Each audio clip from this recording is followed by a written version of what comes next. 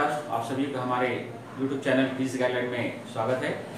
आज हम इस फिजिक्स गाइडलाइन में अध्ययन करेंगे कक्षा 12वीं भौतिकी के अध्याय 5 चुंबकत्व एवं पदार्थों के चुंबकीय गुण से एक बहुत ही महत्वपूर्ण टॉपिक, एक समान चुंबकीय क्षेत्र में रखे चुंबक पर स्थित ऊर्जा का समीकरण। और इस समीकरण को हम U बराबर minus m b cos theta से प्रदर्शित करते हैं।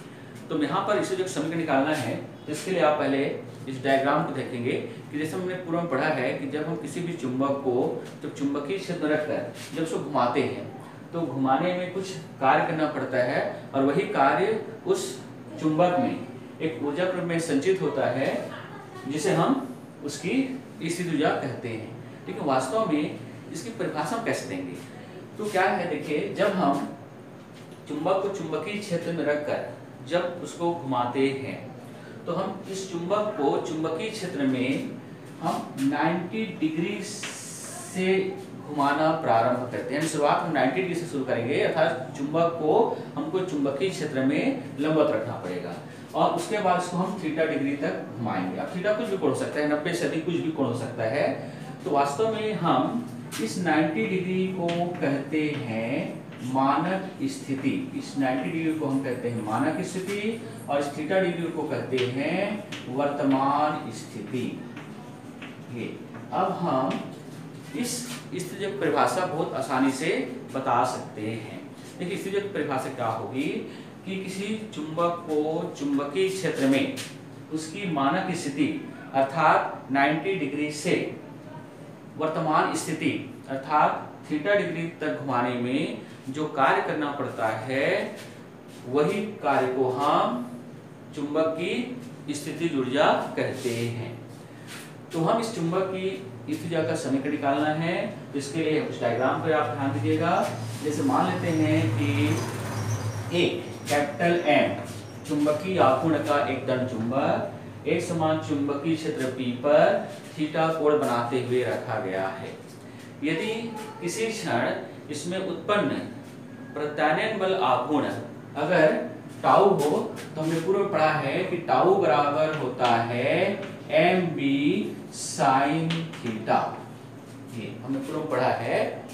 अब मान लेते हैं कि इस चुंबक को चुंबकीय क्षेत्र में हम अल्प कोण, बहुत अल्प कोण यानी डी थीटा घुमाते हैं तो हमको dw कार्य करना पड़ता है। यानी किसी राशि में अगर देखिए क्या है, डी लग जाता है, उसका मान बहुत कम होता है, बहुत कम मान को शो करता है। यदि हम उसको अल्प कोण डी से चुंबक को चुंबकीय से घुमाएंगे तो हमको बहुत ही कम कार्य करना पड़ेगा और उस कार्य को हम dw से प्रदर्शित करेंगे। तो इस स्थिति में यदि चुंबक को अल्प कोण डी से घुमाने में यदि किया गया कार्य dw है तो हम इस कार्य को सूत्र लिख सकते हैं dw बराबर टाउ इंटू डी थीटा। अब यहाँ पर देखिए एक प्रश्न उठता है कि भाई हम लोगों ने तो कार्य बराबर बल इंटू विस्थापन पढ़ा है, लेकिन यहाँ पर तो कार्य बराबर बल आघूर्ण इंटू कोणीय विस्थापन आ रहा है।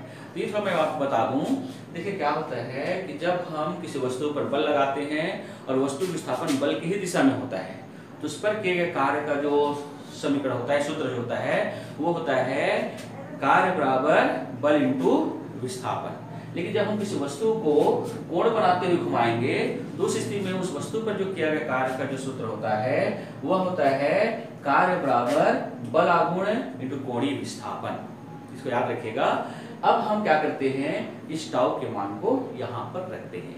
जब इस टाउ के मान को यहाँ पर हम रखेंगे तो ये हमको सूत्र मिल जाएगा dw equal to m b sine theta d theta. इसको दीजिए समीकरण नंबर 1। अब देखिए क्या है, यदि हम चुंबक को चुंबकीय क्षेत्र में अल्प कोण डी से घुमाते हैं तो dw कार्य करना पड़ता है। तो स्थिति की परिभाषा से इस चुंबक को चुंबकीय क्षेत्र में उसकी मानक स्थिति अर्थात 90 डिग्री से वर्तमान स्थिति अर्थात थीटा डिग्री घुमाने में किए गए कार्य के मान को हम इस समीकरण 1 को समाकलन करके ज्ञात कर सकते हैं।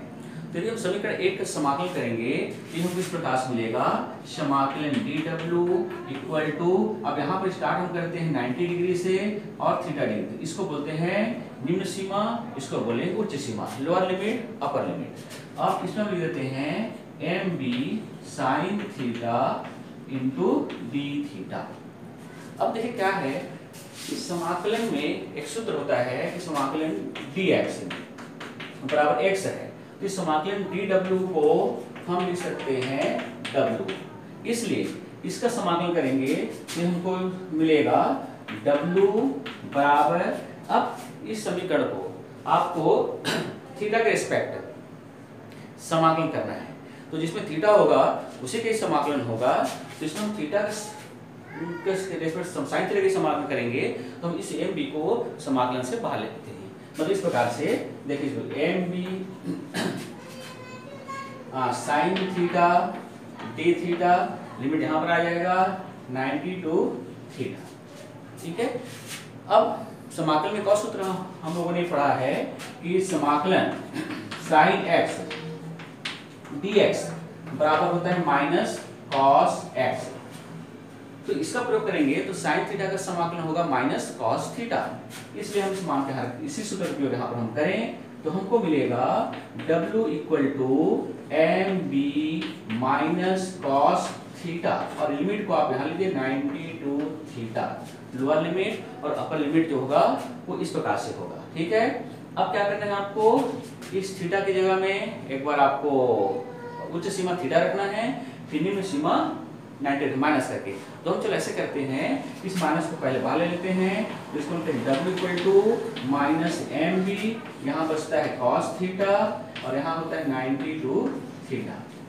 अब हम इस थीटा की जब थीटा रखते हुए इसको आगे हल करते हैं तो w equal to minus m b cos theta की जगह आपको थीटा ही रखना है, फिर माइनस करना है, फिर कॉस इस थीटा की जगह 90 डिग्री रखना है। और हम जानते हैं कि cos 90 का जो मान होता है वो 0 होता है, तो आप वहाँ 0 रखेंगे, इसलिए ये हो जाएगा w equal to minus m b cos theta minus 0, चाहे तो आप यहाँ पर लिख सकते हैं, जो कि cos 90 डिग्री होता है 0।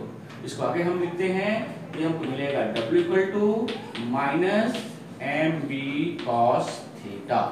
और यही किसी चुंबकीय क्षेत्र में चुंबक को घुमाते हैं तो जो कार्य करना पड़ता है, वो कार्य जो स्थिति उसमें संचित होता है वह इस रूप में संचित होता है w equal to minus m b cos theta, और यही स्थिति का समीकरण है। नए प्रयोग के साथ आपके सामने हम पुनः आएंगे, तब तक के लिए जय भारत जय हिंद।